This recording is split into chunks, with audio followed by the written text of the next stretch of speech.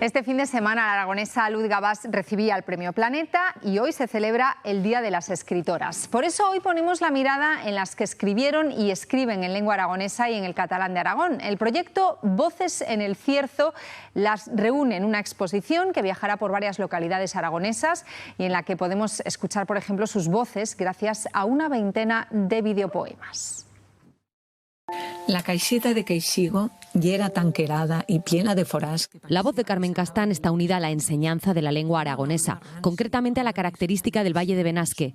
Ella es solo una de la treintena de escritoras que forman Voces en el Cierzo. Va cuando hizo caer las huellas de Sarbolet. Un recorrido por la vida de estas mujeres que escribieron o escriben en lengua aragonesa y en catalán de Aragón. El seu marit era el telegrafista de la población. Esa es la lengua elegida, por ejemplo, por María Pilar Febas para contar sus vivencias y costumbres en el Mequinenza de los años 50 y 60. También la de Carmeta Pallares Soro, la senda que me du a casa.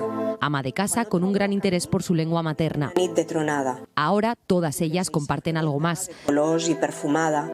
Ser las protagonistas de una exposición que habla de su papel silencioso y tantas veces silenciado en la historia de ambas lenguas y, por tanto, en la de su Aragón natal.